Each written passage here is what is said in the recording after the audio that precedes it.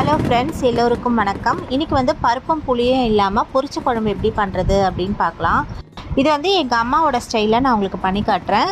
கடாயில் எண்ணெய் விட்டு கடுகு, கொஞ்சமாக சீரகம், சோம்பு, கொஞ்சம் கருவேப்பிலை, நறுக்கி வச்ச வெங்காயம் போட்டு கோல்டன் ப்ரௌனாக வதக்கிட்டு அதோட கூடயே முள்ளங்கி, தக்காளி, உப்பு, மஞ்சத்தூள் சேர்த்து இதை நல்லா தண்ணி பிரிகிற வரைக்கும் வதக்கிக்கோங்க.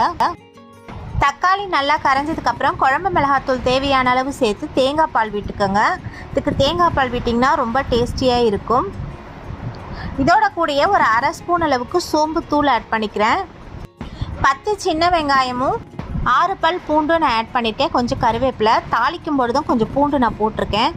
இதெல்லாம் சேர்த்து ஒரு 2 விசிலுக்கு நல்லா வெந்ததுக்கு அப்புறமா முருங்கைக்காய் போட்டு ஒரே ஒரு விசில் போட்டு இறக்கிக்கோங்க. முருங்கைக்காய் அதிகமான விசில் போட்டிங்க அப்படின்னா ரொம்ப குழஞ்சி போயிடும். இப்போ சூப்பராக மணக்க பொரிச்ச குழம்பு ரெடி ஆயிடுச்சு. தேங்க்ஸ் ஃபார் வாட்சிங்.